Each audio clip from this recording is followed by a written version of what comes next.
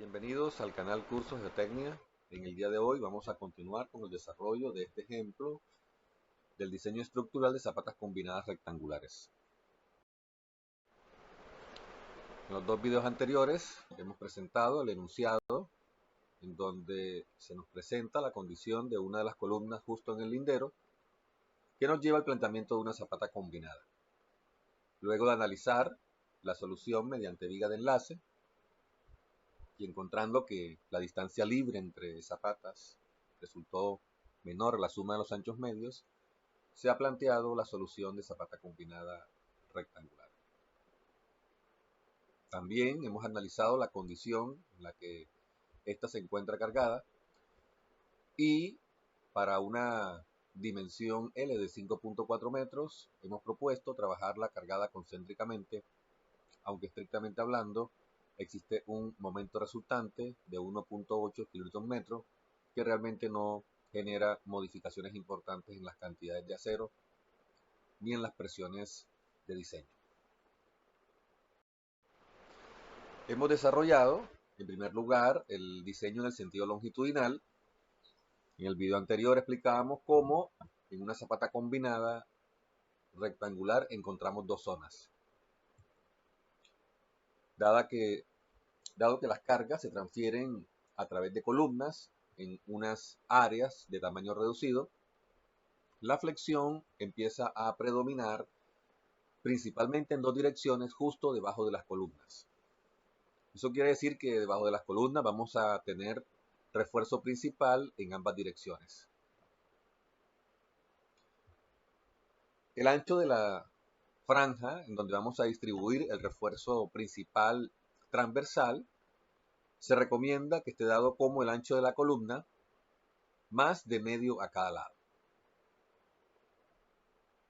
El ancho de la franja va a depender de la distancia a la que se encuentre el borde de la zapata respecto al borde de la columna. En el ejemplo particular que estamos trabajando, la columna se encuentra justo en el borde de la zapata, por lo tanto el ancho de franja corresponde al ancho de la columna más de medio. En el caso de la columna interior, el ancho de franja viene siendo el ancho A2 más D, y por supuesto este ancho de franja también va a depender de la longitud del voladizo.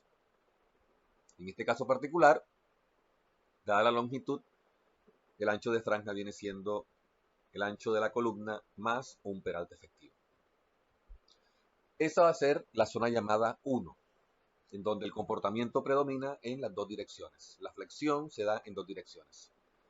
Pero además tenemos una zona 2, en donde la flexión predomina en una sola dirección y se da en el sentido longitudinal. Es así como enfrentamos en primer lugar entonces el diseño en el sentido longitudinal, y ahora en este video vamos a enfrentar el diseño en el sentido transversal. Ese es el procedimiento bajo el método rígido, en donde se propone desarrollar el diseño en un sentido de manera independiente de lo que ocurre en el otro sentido.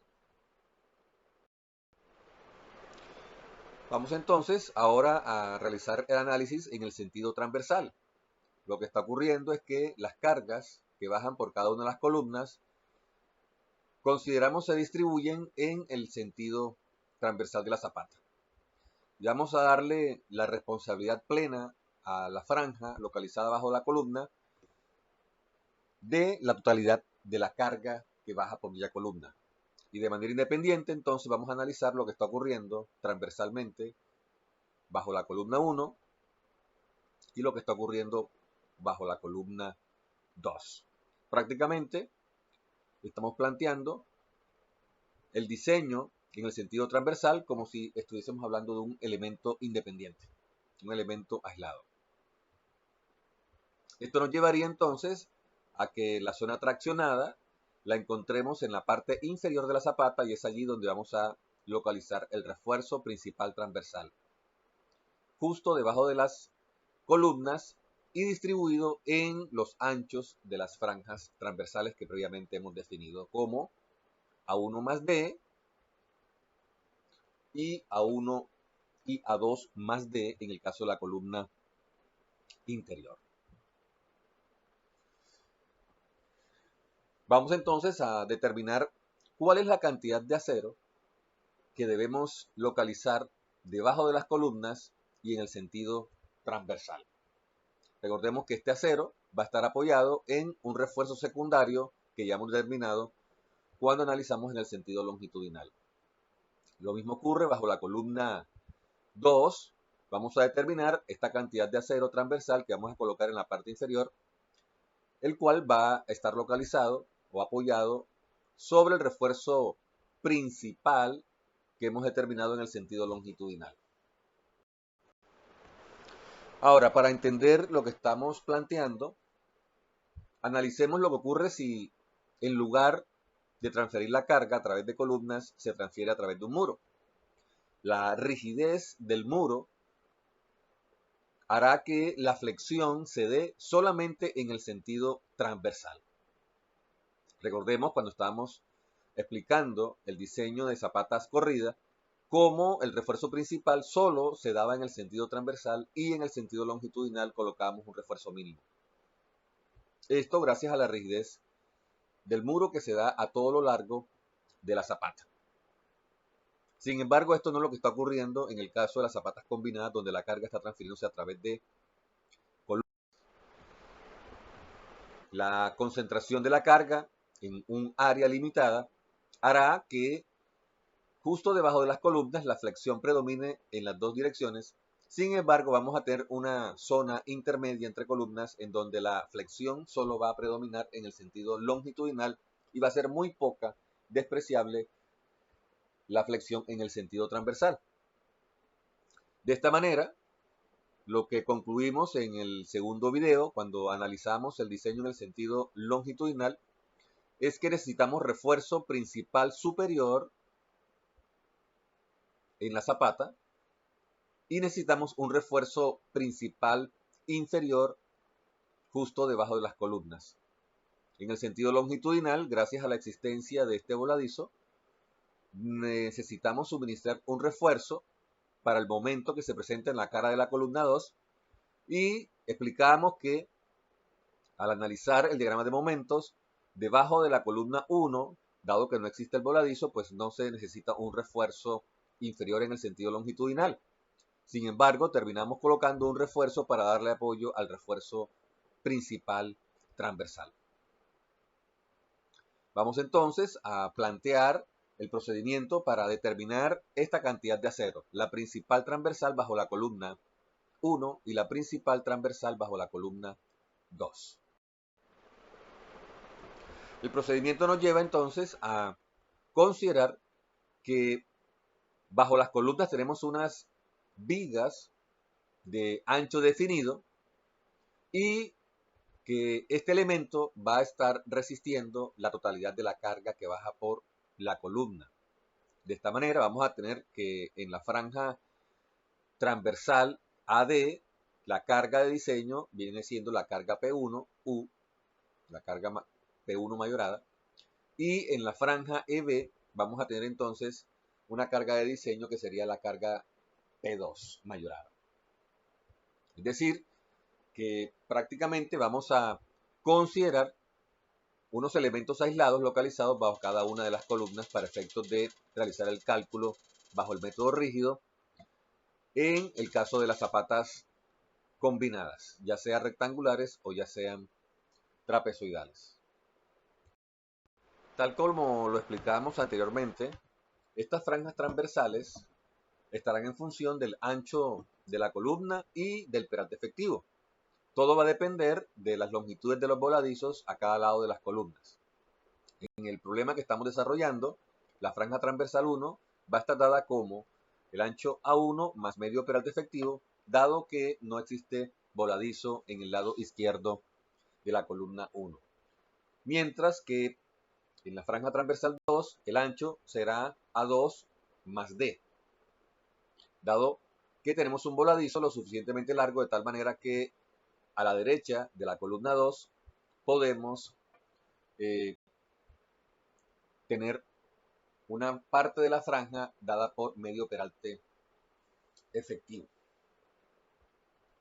De esta manera, en estos anchos de franja vamos a distribuir el refuerzo principal transversal inferior bajo cada una de las columnas. Procedamos en primer lugar a calcular el refuerzo principal transversal bajo la columna 1. Recordemos que este refuerzo se calculará en función de una presión de diseño que depende solo de la carga que baja por la columna 1. En el sentido transversal, tenemos que la zapata se está comportando como voladizos que se desprenden bajo cada una de las columnas. Por lo tanto, el momento de diseño se establece en la cara de la columna. Y dicho momento va a depender del producto de la resultante de las cargas sobre el área tributaria multiplicado por la distancia que hay de dicha resultante a la sección crítica. Ahora, en primer lugar, determinemos entonces la presión de diseño. La presión de diseño estaría dada como la carga que baja por la columna entre el área de la franja. El área de la franja viene siendo el ancho B de la zapata por el ancho de la franja, que es A1 más D medio. El momento entonces estaría dado como el producto de la resultante del diagrama de presiones bajo el área tributaria multiplicado por la distancia que hay de la resultante a la sección crítica, que en este caso corresponde a la mitad del voladizo. La resultante en este caso la determinamos como el producto de la presión de diseño por el área tributaria. El área tributaria viene siendo el ancho de franja multiplicado por la longitud del voladizo. Y la posición de la resultante sería el voladizo entre 2. Por lo tanto, vamos a tener entonces el momento de diseño como la presión de diseño por el voladizo al cuadrado por el ancho de franja entre 2. Ahora, cuando reemplacemos la presión de diseño en la expresión de momento, vamos a tener que se anula el término relacionado con el ancho de franja. Y simplemente nos queda que el momento de diseño viene siendo la carga que baja por la columna por el voladizo al cuadrado dividido 2 veces el ancho de la zapata.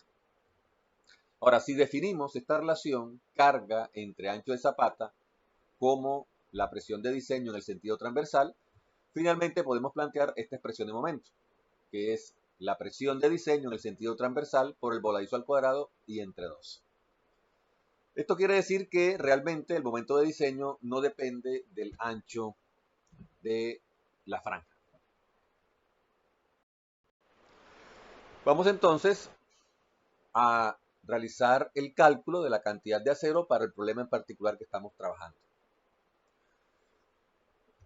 Vamos a calcular la presión de diseño en el sentido transversal. La carga dividida entre el ancho de la zapata nos da 310 kN/m. El voladizo viene siendo el ancho de la zapata menos el ancho de la columna entre 2, 1.2 metros. Y reemplazando en la expresión de momento que previamente habíamos demostrado, tenemos un momento de diseño de 223.2 kN/m. Conociendo el ancho de la franja donde vamos a distribuir el refuerzo, que es el ancho de la columna más medio operante efectivo, conociendo F'C, Fy, podemos entonces calcular la cuantía de diseño, con la cuantía calcular el área requerida de diseño y comparar con el área de acero mínima por flexión, que es la misma área de acero mínima por temperatura en el caso de las zapatas. En este caso, condiciona el área de diseño y vamos a suministrar 5 barras número 6 como refuerzo principal transversal localizado bajo la columna 1. Este refuerzo debe cumplir los requisitos de espaciamiento, los requisitos de anclaje, y es importante que finalicemos el diseño revisando estos aspectos. Ahora procedamos con el diseño del refuerzo principal transversal inferior bajo la columna 2. En primer lugar, determinemos la presión de diseño. La presión de diseño va a estar dada como la carga que baja por la columna 2 dividido entre el área de la franja. El área de la franja en este caso viene siendo el ancho de la zapata multiplicado por el ancho de la franja. El momento será el producto de la fuerza resultante por la posición de la fuerza resultante respecto a la sección crítica. Recordemos que la sección crítica se localiza en la cara de la columna y por lo tanto la resultante de las cargas, teniendo en cuenta que es una presión uniforme, está localizada a la mitad del voladizo. La resultante será el producto de la presión de diseño por el área tributaria. El área tributaria en este caso viene siendo la longitud del voladizo por el ancho de franja. Luego de reemplazar en esta expresión la presión de diseño, encontramos que el ancho de franja se anula, realmente el momento no depende del ancho de franja y nos queda que el momento de diseño viene siendo la carga que baja por la columna 2 por el voladizo al cuadrado entre 2 veces el ancho de la zapata. Si definimos la relación entre la carga y el ancho de la zapata como la presión de diseño en el sentido transversal, finalmente tenemos la expresión de momento como la presión de diseño en el sentido transversal por el voladizo al cuadrado y entre 2. Vamos entonces a realizar el cálculo de la cantidad de acero que vamos a localizar en la parte inferior para la franja 2 en el problema que estamos desarrollando. En primer lugar, determinamos la presión de diseño en el sentido transversal, dividiendo la carga, 1620 kN, entre el ancho de la zapata. Sabiendo que el voladizo corresponde a el ancho de la zapata menos el ancho de la columna entre 2, finalmente reemplazamos en la expresión de momento que previamente habíamos demostrado. Presión de diseño por el voladizo al cuadrado y entre 2 obtenemos entonces un momento de diseño de 382.58. Conociendo el ancho de franja, donde vamos a distribuir el refuerzo principal transversal, podemos ahora determinar la cuantía de diseño en función del F'C, Fy, el perante efectivo y el ancho de franja. Luego de evaluar la cuantía, multiplicar por el área efectiva y comparando con el área mínima por flexión, se establece que el área que debemos suministrar mínimo es 23.21 centímetros cuadrados, lo cual podemos suministrarlo a través de 9 barras número 6. Estas 9 barras deben quedar debidamente espaciadas en el ancho de franja y por supuesto también tenemos que verificar la longitud de anclaje de ese refuerzo, es decir, el cumplimiento tanto de anclaje como de espaciamiento para el refuerzo. De esta manera entonces ya tenemos evaluada la cantidad de acero principal en el sentido transversal que vamos a localizar bajo cada una de las columnas. Ahora, la norma establece que en losas donde la flexión predomina en una sola dirección, debemos colocar un refuerzo normal al principal por flexión. Es lo que está ocurriendo en la parte superior, en donde tenemos un refuerzo principal en el sentido longitudinal y este refuerzo principal longitudinal debe ir acompañado por un refuerzo secundario. Para esto determinamos entonces la cantidad de acero en función de lo requerido por temperatura. Ahora, en esta zona, entre las franjas transversales, también podemos localizar un refuerzo secundario por temperatura. En este momento tenemos que decidir entre colocar en el sentido transversal el 100% del acero por temperatura acompañando al principal superior o podemos distribuir toda la cantidad de acero por temperatura que debemos localizar en el sentido transversal, 50% en la parte superior y 50% en la parte inferior. De esta manera, vamos entonces a determinar cuál es la cantidad de acero por temperatura que debemos colocar en el sentido transversal. Sería la cuantía mínima por temperatura multiplicada por el espesor de la zapata y hagamos una evaluación por metro. Es decir, un metro en el sentido longitudinal. Quiere decir que por metro necesitamos 9.9 centímetros cuadrados. Esto me llevaría a requerir unas 5 barras de 5 octavos. Eso quiere decir entonces que en cada metro necesitamos por lo menos unas 5 barras de 5 octavos.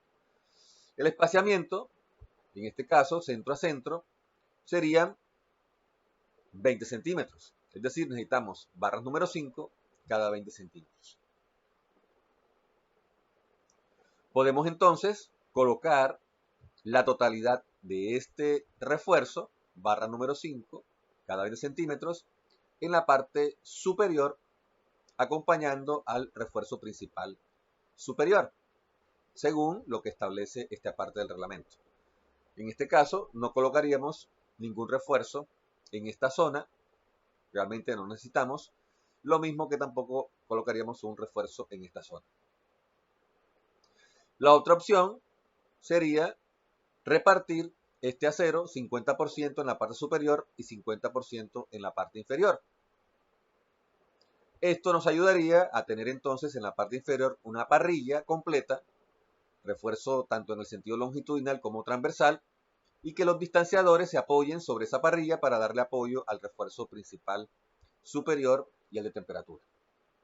En ese caso, estaríamos trabajando entonces barras número 5 cada 40 centímetros en la parte superior y barras número 5 cada 40 centímetros en la parte inferior. Y solo colocaríamos el acero en las zonas donde no exista, es decir, por fuera de las franjas transversales. En este caso, se ha propuesto trabajar barras número 5 cada 20 centímetros en la parte superior y en la parte inferior vamos a colocar barras número 5 octavos cada 40 centímetros.